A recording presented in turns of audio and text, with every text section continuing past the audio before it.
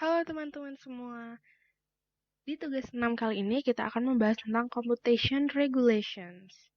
Sebelumnya, perkenalkan, nama saya Alsina Asfari dari D3 Teknik Informatika dengan NIM 56202017 Fakultas Teknologi Informasi Universitas Kristen Satya Wacana. Nah, table of content kita hari ini atau daftar isi kita hari ini adalah tentang Undang-Undang ITE dan Undang-Undang terkait komputasi dan telekomunikasi. Kita langsung masuk ke pembahasan yang pertama, yaitu Undang-Undang ITE. Apa itu Undang-Undang ITE?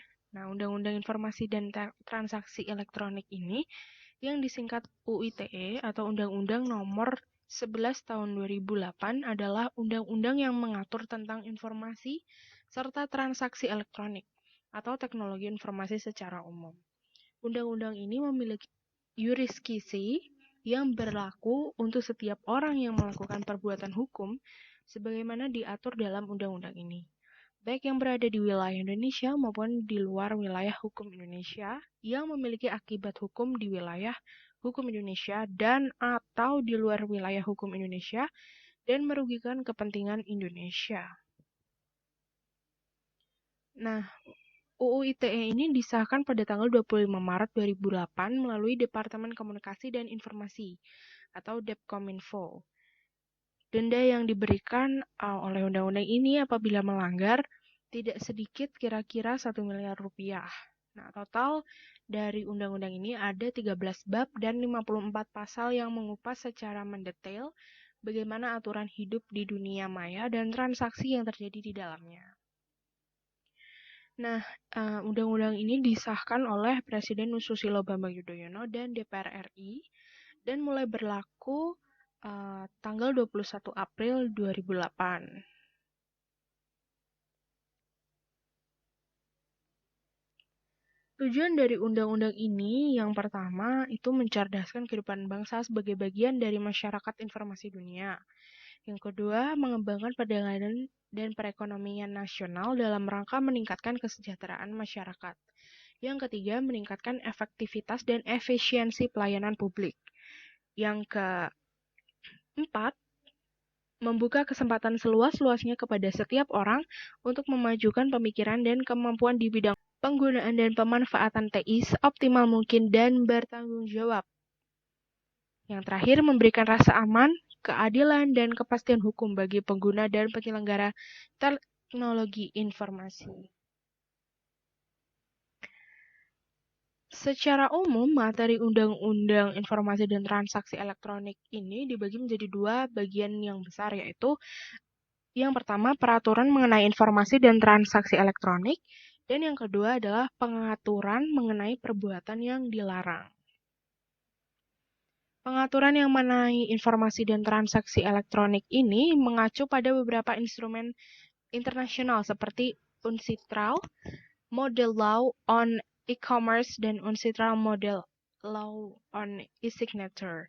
Beberapa materi yang diatur antara lain adalah pengakuan informasi atau dokumen elektronik sebagai alat bukti hukum yang sah. Terdapat dalam pasal 5 dan pasal 6 UU ITE. Yang kedua, tanda tangan elektronik terdapat dalam pasal 11 dan pasal 12 UU ITE. Yang ketiga, penyelenggaraan sertifikasi elektronik atau Certification Authority dalam pasal 13 dan pasal 14 UU ITE. Dan yang terakhir, penyelenggaraan sistem elektronik pasal 15 dan 16 UU ITE. Nah, yang kedua, pengaturan mengenai perbuatan yang dilarang. Beberapa materi perbuatan yang dilarang atau cybercrimes yang diatur dalam UU ITE antara lain, yang pertama konten ilegal yang terdiri dari antara lain kesusilaan, perjudian, penghinaan, atau pencemaran nama baik, pengancaman dan pemerasan itu terdapat pada pasal 27, pasal 28, dan pasal 29 UU ITE. Yang kedua, akses ilegal. Ini terdapat dalam pasal 30. Yang ketiga, intersepsi ilegal. Ini terdapat dalam pasal 31. Yang keempat, gangguan terhadap data atau data interference. Ini terdapat pada pasal 32 Undang-Undang ITE. Kemudian selanjutnya ada gangguan terhadap sistem atau sistem interference. Ini terdapat pada pasal 33 UU ITE. Dan yang terakhir, penyalahgunaan alat dan perangkat atau misuse of device. Ini terdapat pada pasal 34 UU ITE. Nah, karena tadi materinya tentang UU ITE dalam Indonesia maupun dunia, jadi saya akan membahas tentang cyber law di Singapura. Ada Singapura dan Malaysia. Yang pertama di Singapura. Nah, di Singapura itu namanya The Electronic Transaction Act atau ETA dan ditetapkan pada tanggal 10 Juli 1998. Nah, tujuannya untuk menciptakan kerangka yang sah tentang undang-undang untuk transaksi perdagangan elektronik di Singapura yang memungkinkan bagi Menteri Komunikasi Informasi dan Kesenian untuk membuat peraturan mengenai perizinan dan peraturan otoritas sertifikasi di Singapura. Nah, yang kedua adalah cyber law di Malaysia. Nah, kalau di Malaysia namanya The Computer Crime Act 1997. Nah, cyber law ini mencakup mengenai kejahatan yang dilakukan melalui komputer. Karena cybercrime yang dimaksud di negara Malaysia tidak hanya mencakup segala aspek kejahatan atau pelanggaran yang berhubungan dengan internet. Akses secara tak terotorisasi pada material komputer adalah termasuk cybercrime. Nah, hal ini berarti jika saya memiliki komputer dan Anda adalah seorang yang tidak berhak untuk mengakses komputer saya, karena saya memang tidak mengizinkan Anda untuk mengaksesnya, tetapi Anda mengakses tanpa seizin saya, maka hal tersebut termasuk cybercrime, walaupun pada kenyataannya komputer saya tidak terhubung dengan internet. Nah, denda sebesar Rp50.000 dan atau hukuman kurungan penjara dengan lama waktu tidak melebihi 5 tahun sesuai dengan hukum yang berlaku di negara tersebut atau Malaysia jika ada yang melanggar cyber law ini. Kita masuk ke materi yang kedua, yaitu undang-undang terkait komputasi dan telekomunikasi. Yang pertama kita bahas tentang komputasi. Nah, sebelumnya saya akan menguraikan secara umum tentang kewajiban sebuah penyelenggara sistem elektronik atau PSE. Kita akan membahas tentang undang-undang dalam cloud computing. Nah, penyelenggara cloud computing berdasarkan Undang-Undang Nomor 11 Tahun 2008 tentang Informasi dan Transaksi Elektronik dan Peraturan Pemerintah Nomor 82 Tahun 2012 tentang Penyelenggaraan Sistem dan Transaksi Elektronik atau PPPSTE. Pada dasarnya merupakan bagian dari PSE secara umum. PSE itu tadi penyelenggara sistem elektronik. Dengan demikian, semua konsekuensi hukum PSE sebagaimana diatur dalam UU ITE dan PPPSTE berlaku juga bagi penyelenggara CC. CC itu adalah cloud computing. Nah, konsekuensi hukum penyelenggara SE termasuk penyelenggara CC dalam PPPSTE secara ringkas kami kelompokkan sebagai berikut. Ada 12 ya. Yang pertama, kewajiban pendaftaran bagi PSE pelayanan publik. Yang kedua, kewajiban sertifikasi kelayakan hardware. Yang ketiga, kewajiban didaftarkannya software bagi PSE pelayanan publik. Yang keempat, ketentuan tentang penggunaan tenaga ahli. Yang kelima, kewajiban dalam tata kelola SE. Yang keenam, penerapan manajemen risiko penyelenggaraan SE. Yang ketujuh, kewajiban memiliki kebijakan tata kelola dan SOP.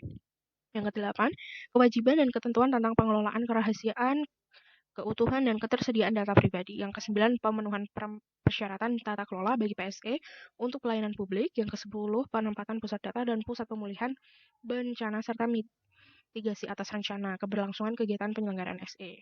Yang ke-11, pengamanan penyelenggaraan sistem elektronik. Dan yang terakhir, kewajiban sertifikasi kelayakan sistem bagi PSE pelayanan publik. Nah, terkait penempatan data elektronik sebagaimana angka 10 tadi, Pasal 17 ayat 2 dan ayat 3 PPPSTE mewajibkan PSE.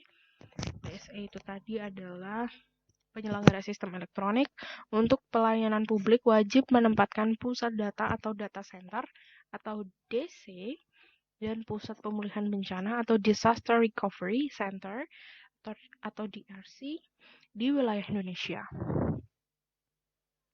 Nah, pusat data atau data center yang dimaksud pasal 17 ayat 2 itu tadi, PPPSTE didefinisikan dalam penjelasan pasal 17 ayat 2 PPPSTE, yaitu suatu fasilitas yang digunakan untuk menempatkan sistem elektronik dan komponen terkaitnya untuk keperluan penempatan, penyimpanan, dan pengolahan data. Sedangkan yang dimaksud dengan pusat pemulihan bencana atau Disaster Recovery Center adalah suatu fasilitas yang digunakan untuk memulihkan kembali data atau informasi serta fungsi-fungsi penting sistem elektronik yang terganggu atau rusak akibat terjadinya bencana yang disebabkan oleh alam atau manusia. Nah, sayangnya sanksi atas pelanggaran pasal 17 ayat 2 ini tidak diatur secara tegas. Pasal 84 PPPSTE tentang sanksi administratif hanya memberikan sanksi jika PSE pelayanan publik tidak memiliki rencana keberlangsungan kegiatan untuk menanggulangi gangguan atau bencana sesuai dengan risiko dari dampak yang ditimbulkannya. Itu terdapat pada pasal 17 ayat 1 PPPSTE. Sementara ketidakpatuhan atas kewajiban penempatan DC atau DRC di Indonesia apakah dapat dikategorikan sebagai perbuatan tidak memiliki rencana keberlangsungan kegiatan? Sebagaimana pasal 17 ayat 1 PPPSTE masih belum dapat dijelaskan lebih lanjut. Yang kedua, tentang telekomunikasi. Nah, Undang-Undang 36 tahun 1999 tentang telekomunikasi didefinisikan bahwa telekomunikasi adalah setiap pemancaran, pengiriman, dan atau penerimaan dari hasil informasi dalam bentuk tanda-tanda, isyarat, tulisan, gambar, suara, dan bunyi melalui sistem kawat, optik, radio, atau sistem elektromagnetik lainnya. Nah, Undang-Undang Nomor 36 Tahun 1999 ini tentang telekomunikasi disahkan Presiden Baharudin Yusuf Habibie pada tanggal 8 September 1999 di Jakarta. Undang-undang ini diundangkan materi Sekretaris Negara Muladi pada tanggal 8 September 1999 di Jakarta, dan undang-undang ini diundangkan dan ditempatkan pada Lembaran Negara Republik Indonesia tahun 1999 nomor 154. Penjelasan atas Undang-Undang 36 tahun 1999 tentang telekomunikasi ditempatkan pada tambahan Lembaran Negara Republik Indonesia nomor 3881. Nah, ini detail peraturannya ya. Jenisnya adalah undang-undang, entitasnya pemerintah pusat, nomor 36 tahun 1999 dengan judul Undang-Undang tentang Telekomunikasi, ditetapkan tanggal 8 September, diundangkan tanggal 8 September, berlakunya 8 September 2000.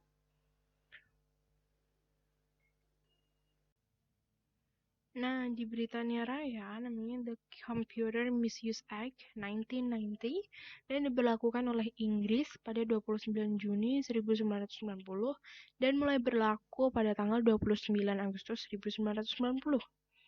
Undang-undang ini diberlakukan dengan tujuan khusus untuk membuat ketentuan untuk mengamankan materi komputer dari akses atau modifikasi yang tidak sah.